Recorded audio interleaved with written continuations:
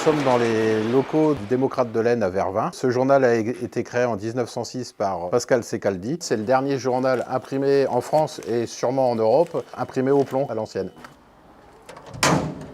Et la première fois que je suis rentré, ce qui m'a frappé, c'est l'écrin, c'est le lieu où on se trouve. Je dirais c'est une ambiance un peu à la Harry Potter. On a des toiles d'araignée sur les murs, on a les peintures qui sont encore de 1906, on a les vieilles affiches qui ont été imprimées dans les années 70. Ça a un côté magique. Et puis après, il y a les machines. Elles sont sorties hors du temps. On a l'impression d'être dans l'univers de Jean Genet avec des couleurs et des formes complètement anachroniques qu'on ne trouve pas aujourd'hui. Quand on voit une imprimante informatique qu'on a sur son bureau et la rotation qui fait 5,20 m de long avec un bras comme une locomotive à vapeur, c'est vraiment génial. Les enfants, quand ils viennent visiter le Démocrate, ils sont émerveillés.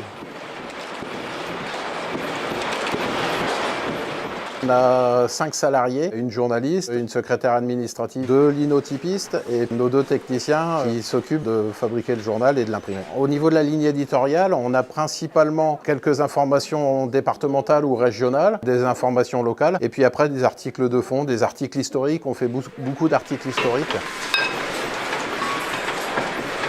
Hop, on va prêt. Allez, j'envoie.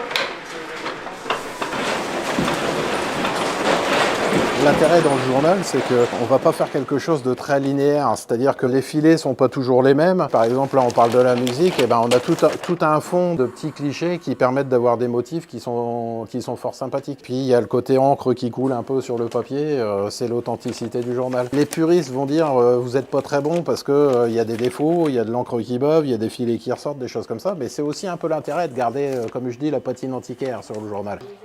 Michel Moreau, je suis typographe et typiste ici au Démocrate depuis 7 ans.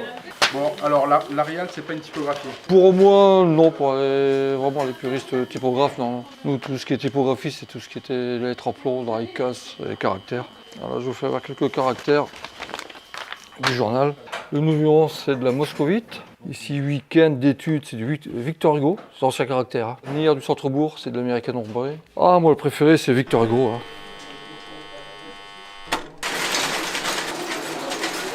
Pour faire une page de journal à la linotype, il faut une journée. Donc c'est un travail de fourmi, c'est très long. Avec un principe de machine où on a un magasin, des matrices et on va couler les lettres en plomb sur place pour fabriquer les lignes de caractère et l'article de journal. Et donc ça ensuite, ça c'est envoyé sur le marbre pour faire la mise en page. Donc là au-dessus, hop, il n'y a plus qu'à caler. Là c'est pas mal du tout. J'étais tellement surprise qu'il n'y en ait plus qui sortent que j'ai mis quelques secondes à réagir. Du coup, il y en a pas mal qui sont bloqués.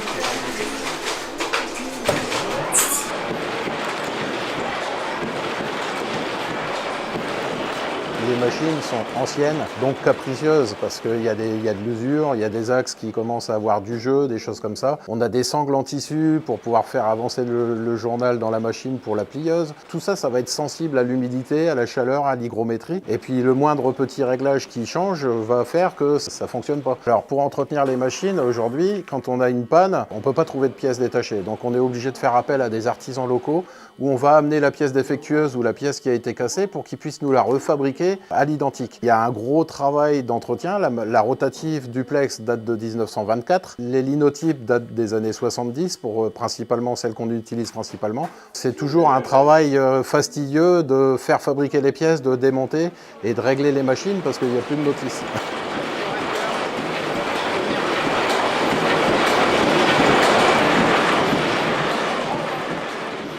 Donc on a à peu près 2900 abonnés, mais c'est principalement les abonnés qui nous soutiennent et qui nous font vivre en plus des annonces légales. Alors économiquement, la presse, on a des difficultés comme tout le monde, dans le sens où en plus notre mode de fabrication fait qu'on a un process qui coûte beaucoup de temps, donc beaucoup d'argent, donc l'équilibre il est précaire. On se bat justement pour pouvoir préserver le journal, on est en train d'améliorer les choses, mais on a besoin de mécènes pour nous aider à sauvegarder ce patrimoine. Tout ce qui est casse parisienne, donc là tout ça, ça a été classé. Donc la casse parisienne, c'est ce qu'on appelle la typographie, c'est quand on fait du lettre à lettre. Donc tous les titres en gros caractères sont faits en typographie. On va venir sélectionner ces lettres pour composer la ligne de caractère. Là c'est lettre à lettre. On a chaque lettre est rajoutée côte à côte. On voit bien que c'est séparé.